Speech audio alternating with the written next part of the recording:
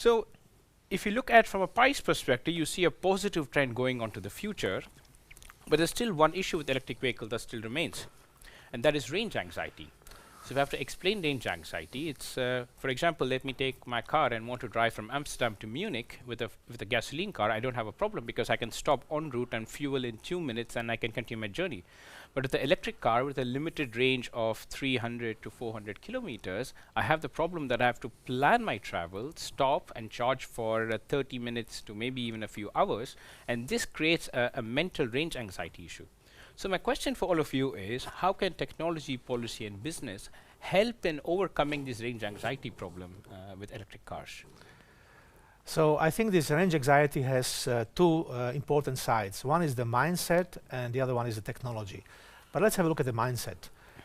I like to compare it to the mobile phone. And this mobile phone which I have now, I have to charge it every day, even if I use it extensively twice a day. And I am used to that. I am doing that because I see great advantage of having a smartphone. And I think hundreds of millions of users are doing the same.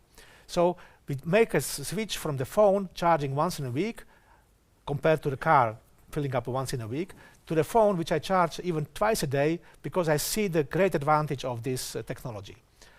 And this is the mindset. So we have to really get used to that, to the idea that charging often is some part of our mobility plan.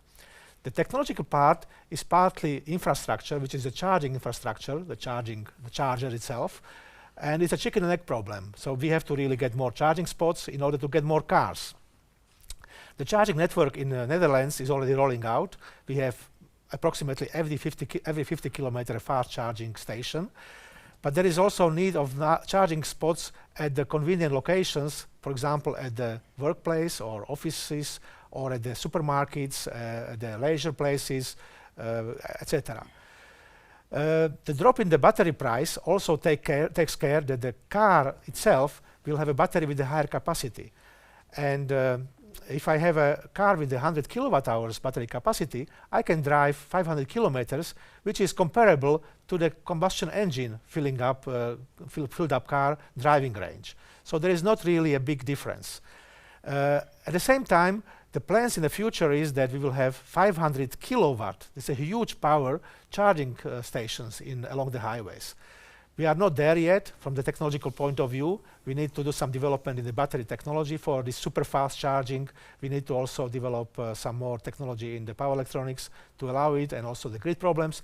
But this is showing the plan that you will have to fill up the car every 3.5, 4 hours driving, which is also a good and healthy stop for a coffee and to rest a little bit. And I think we should get used to that. Yes, range anxiety. In fact, it's a transition problem, I think, and a serious problem. You have to take it seriously. But if you look at the general figures, we are for centuries used to traveling about 1 hour per day.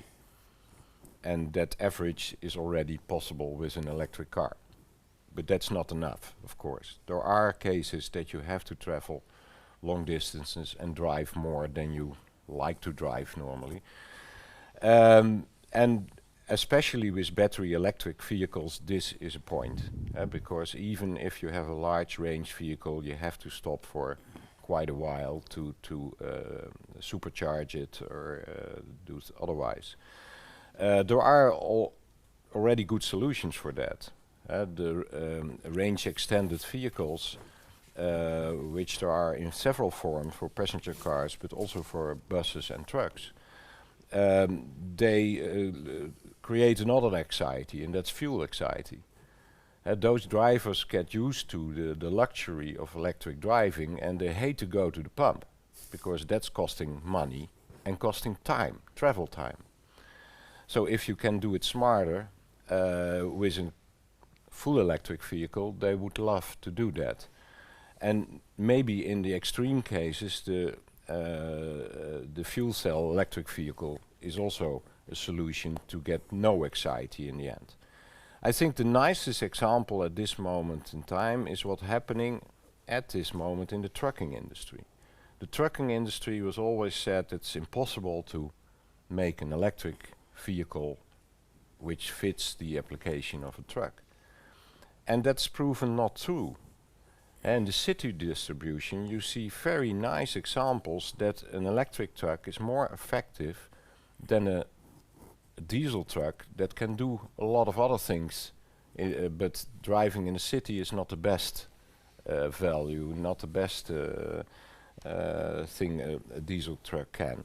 And shifting the cargo space, what's happening now in Rotterdam, at the border of the city, and let it take over without rearranging the cargo itself, but only taking that volume to another vehicle, which is very fast and also a very low cost, works better, faster, and cheaper than what we did in the city distribution before. There are already positive business cases there.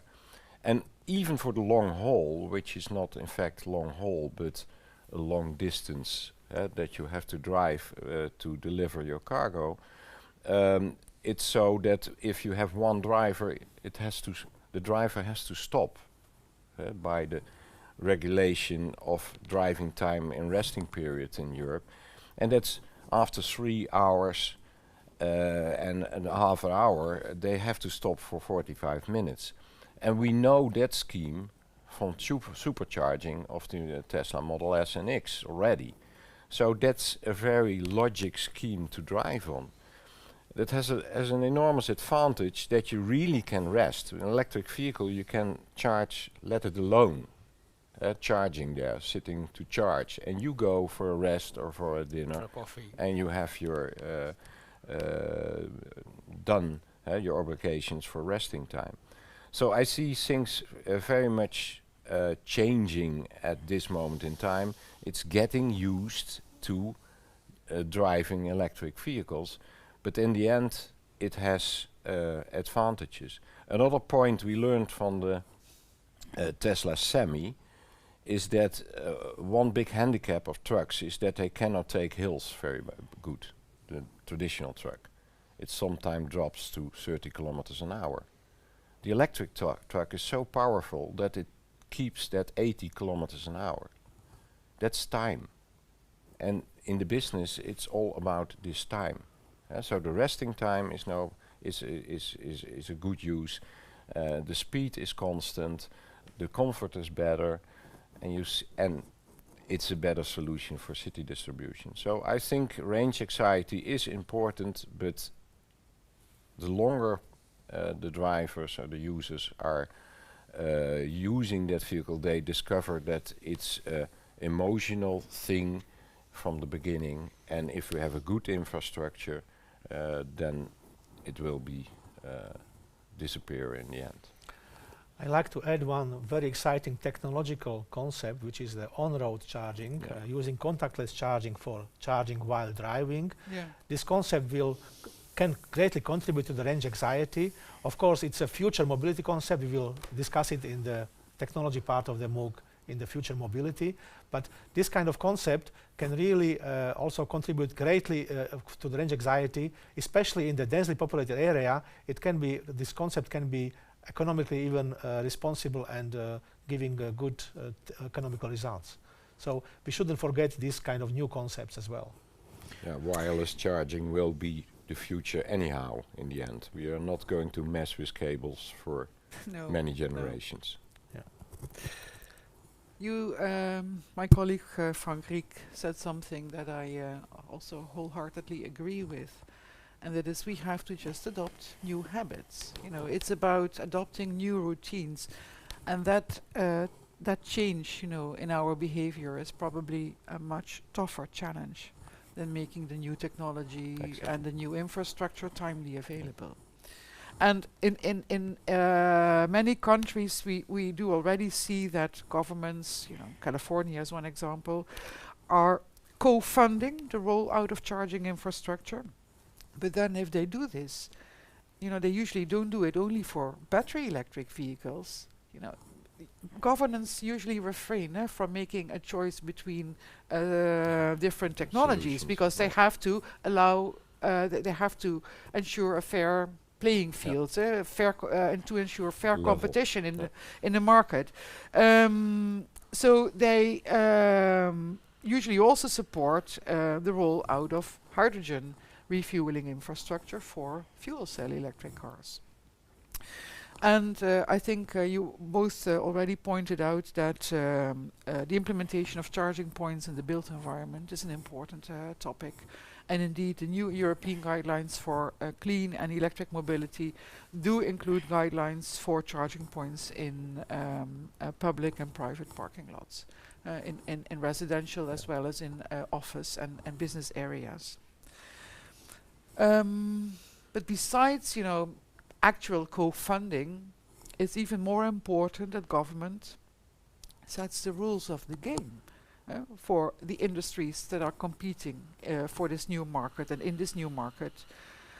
And the rules of the game, also include the technical and operational standards to be followed. And one of the issues here is, it's not only technical standards, but it's also the charging protocol for electric vehicles. Now, for example, the Netherlands has adopted what we call an open charging protocol. You can compare it, I think, with the roaming agreements that exist between telecom providers. But what good is the open charging protocol if our European neighbors and the rest of Europe do not adopt it? So there are still a lot of things to be settled here. So if I wrap up this discussion on range anxiety, it seems like there is technological solutions coming up, better batteries, better charging infrastructure, new technologies like on-road charging, and also with battery swap technology. So that could help overcome this range anxiety. An important point is about standardization, because while if in one country you make the range anxiety disappear, if it's not there in a neighboring country, in a situation like Europe, you cannot still drive from Amsterdam to Munich.